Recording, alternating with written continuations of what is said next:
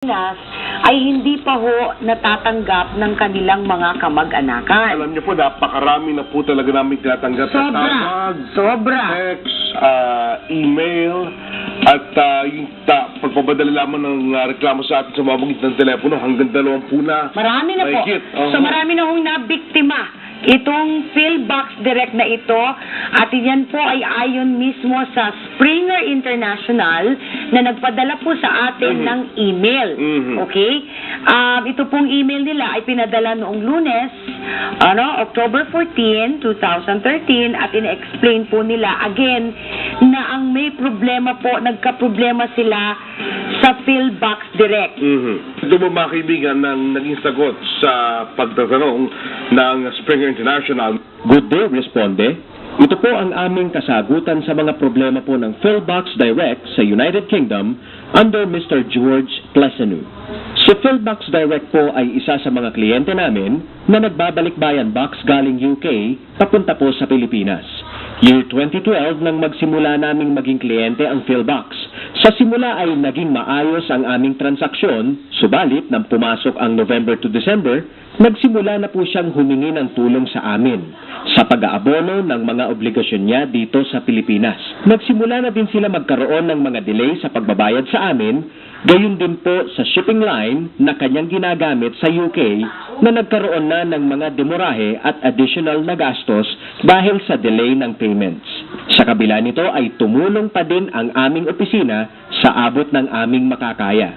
Subalit nang pumasok ang 2013 ay marami na pong mga container ang naiwan at hindi nababayaran at nagsimula ng magkaroon ng mga demorahe sa pier. Sa record na ibinigay sa amin ng shipping line, mayroong 3 sa Hyundai at isa sa APL shipping line. Subalit hindi natin ito mailalabas dahil sa kakulangan ng kabayaran ng PhilBox Direct sa UK office ng shipping lines. Wala rin pong pinadalang pera ang PhilBox sa opisina namin para sa pambayad ng kanyang mga duties and taxes at ng mga gastusin dito sa pagpoproseso ng paglalabas ng mga container nila. Ang mga container po na ito ay walang manifesto na naglalaman kung sino at kung ano ang mga bagahe na nakalagay sa bawat container. Hindi po namin kilala ang mga pagkakakilanlan kung ano mismo ang laman ng bawat container. May mga sabi na mayroon pang bagahe sa UK, may iba rin na ibinigay din sa ibang forwarder. Katulad po ng ating mga kababayan, kami rin po ay naging biktima ng PhilBox Direct. Ibinigay sa aming pangalan ang mga kargamento at ang taong ito ay hindi na po raw mahagilap sa UK. Sabi po ng ilan nating mga kababayan. Naiintindihan po namin na sila ay wala ng matakbuhan, subalit ang amin pong opisina ay patuloy na nakikipag-usap at sumagot sa kanilang mga katanungan at tulad nila, gusto na rin namin matapos ito sa lalong madaling panahon dahil naiipit din kami dahil sa kanila. Tulad din po ng ating mga kababayan, humihingi din po kami ng tulong sa inyo na sana ay maalalayan nyo kami sa problemang ito. Kami po ay handang makipagtulungan sa abot ng aming makakaya para po matapos ang problemang ito. Lubos na gumagalang, Springer International.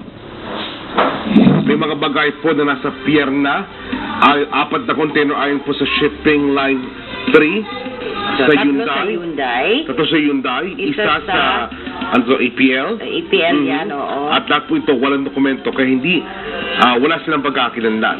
Ayan. Pangalawa, may mga bagahe na ay hindi mailabas sa pier sa kadahilan ang shipping line na kailangan bayaran sa UK, United Kingdom, ay hindi po naayos ng PhilBox Direct. Pangalawa, hindi rin po sila pinadalhan ng pondo para maayos ang pagpoproseso ng paglalabas, dagdag pa ang kawalan ng dokumento. Tulad nito pong Bill of Lading na may telex release, ito ang sinasabi ng Springer, manifesto at packing list ng mga kargo na kakailanganin po ng Springer International sa pagproproseso ng mga dokumento sa Bureau of Customs. Ayan. Kaya itinitenga ng customs, ayaw ilabas ng customs dahil nga dyan. Marami sa atin po ngayon ang nanonood na nasa UK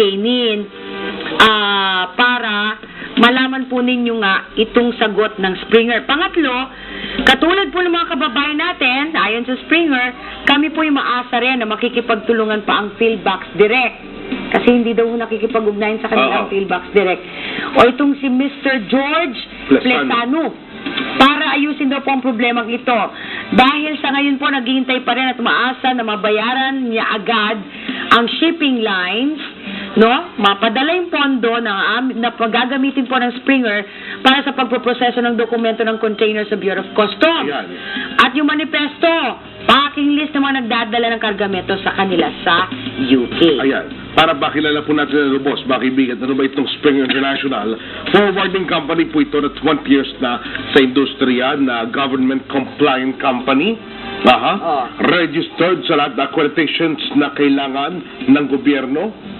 At pinangalanan lang po ng PhilBox Direct na maging consignee ng kanilang kargamento. Pero hindi raw sila makagalaw dito dahil kahit abunuhan nila ang panggasa sa customs dahil hindi mo po sila bayad sa shipping line sa UK. Ayan.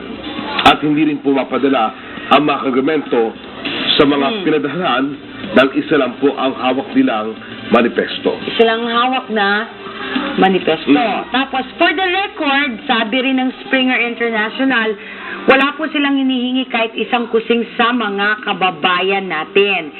Tulad po natin, sila din daw po ay biktima ng PhilBox Direct. Malaki po ang pagkakautang ng PhilBox sa kanila. Ano po, nakatulad din po nila ay umaasa na ayusin ang problemang ito.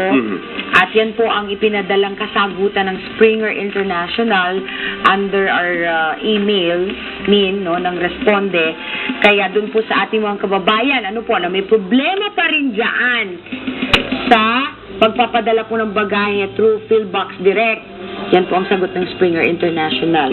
Ako sa inyo, kalampagin ninyo ang PhilBox Direct dyan. Or ang Bureau of Customs, mga kaibigan, alam niyo kung paano ba makukuha yung ipinadala ng kamag-anak niyo from UK papunta sa Pilipinas? Ay, hindi ko lang sure kung may nakausap na tayo from Bureau of Customs na pwede rin sana siguro silang sumagot, no, para alamin lang natin kung anong update ukol Kasi dyan. pag ito'y napabayaan at nagtagal itong kasong ito, mga kaibigan, abangan nyo sa UK. Ibig sabihin ukay-ukay. Yung mga Nako.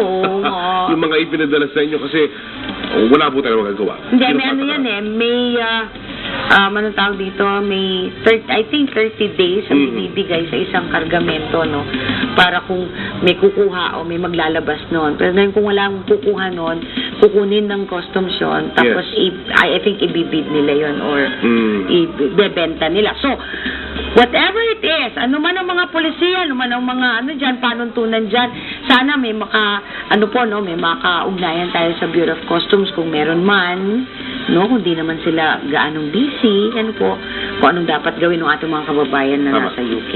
Alright.